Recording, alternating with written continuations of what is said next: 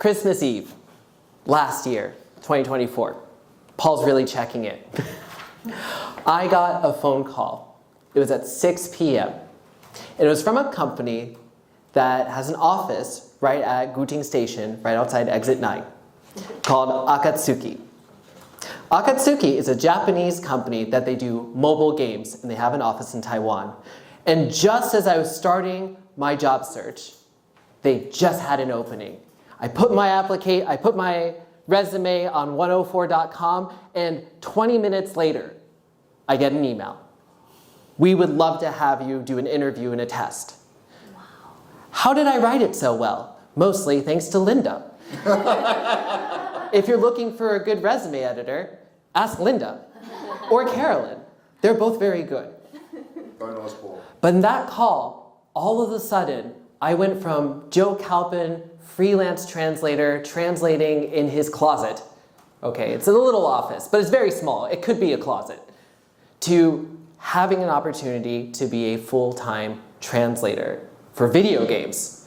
And friends, I, Joe Calpin, really, really love video games. Oh, no. I know that I gave a table topics where I criticized my wife for our Pokemon collection. But I, Joseph Calpin, wore this shirt under my business shirt for my second interview, and I had another Pokemon shirt during the first interview. So the company really knew, well, at least he likes Pokemon, so must he like video games.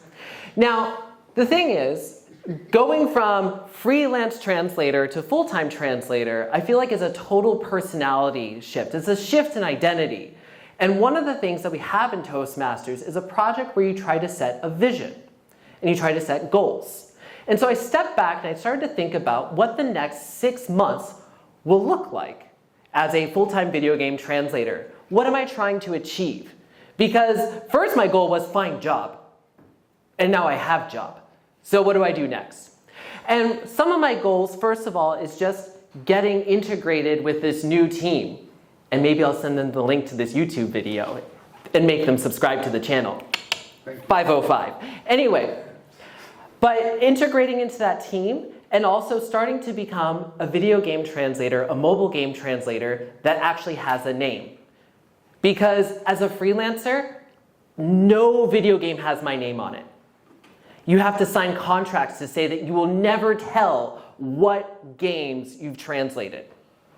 And some of the other games that could have had my name on it were so bad that I'm glad my name's not on it. I would go on the internet and they would say, oh, it's so buggy, this game's so bad. At least the translation was okay. Shoo, but still, it doesn't make you feel very good. And that was one of the primary things that really got at me. For 5 years I've been doing this. And to not have anything on a list that says Joe Calpin did this starts to kind of hurt. You can't really go around. Well, I've got the YouTube channel. Thank you. Pokemon. Anyway. And so now I've got this chance to have a shift. And so in the next 6 months, that vision is to become a full-time video game translator that's well integrated into this company and starting to produce quality translations that my wife will enjoy. Because I don't know if anyone else here, does anyone even play mobile games in this room? Oh, good. Okay, so for you as well. Okay, very good. At least I'm not completely alone here. So you have a thing called a smartphone. Anyway, okay. And so for this vision, there are 3 main goals that I have. The first goal is about building on knowledge. So as a freelance translator, I just accepted cases from agencies and try to do it as quickly as I can. But what I want to try to do now is build out my knowledge base of video game translations. So what does that look like? It looks like playing more video games. So that way, when my wife is asking me, why are you up at 2 in the morning? I can say, honey, I'm doing research. And so to that end, I've started to play mobile games in Japanese, Chinese, and English. And so I pick 1 game per language and start to play it for a little while at a time. You might say, how is that research? But there's a lot of reading involved in mobile games. And my eyesight is actually starting to get worse. And so I might need glasses. See the video in July if I have glasses. But part of that, you need to see more things. Because, for example, writers. What do we say writers are also good at? Good writers are good what? Good readers. And good translators, likewise, need that skill set. So building out that knowledge base is quite crucial. The second one is skills. Because for the longest time, I've just been a freelancer, working alone in that small office that could be a closet. And now I need to learn how to work with a team. And that's its own kind of skill set. And so being able to focus in, understand what that role is specifically in that team and how to operate with this group of people. Because now I'm not just doing something by myself, I'm moving with a team. And when you have teams and people, you have conflict, different opinions, different ideas. So learning how to do that and do it well. So the next 6 months, I want to know that company's culture, how they write things, how they like to translate, how the team likes to work, and really integrate and focus on that skill set so that I can be a good contributing member to the team. I feel like I'm making a lot of promises. Maybe now I don't want them to see this. And then third and finally, I want to start to be able to build out a network. As a freelance translator who's been doing video games that can't have my name on it, it's really difficult to talk to real video game translators. People who are like, oh, I translated for Pokemon.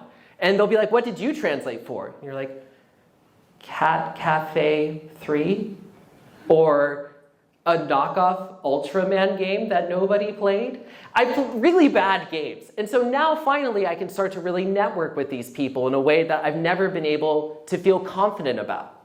And so my third long-term goal is to start to follow these translators and build that conversation on LinkedIn. And who knows, maybe at the end of 6 months or at the end of a year or 2 years, I'll be at the same kind of status with them, where I can give little fancy talks, much like this one, because TGIF, also a very fancy place. And so that, in a nutshell, are the goals that make up my vision. Because the vision is to become a bona fide, true video game translator that has his name on something that I can be proud of. And so by building my knowledge, by doing video game research, thank you, Carolyn, and building in skills with collaborating with teams and building up that network, I think that vision is going to come to fruition, and I'll see you all in July when I give a report on how it went. Toastmaster of the evening! Yay.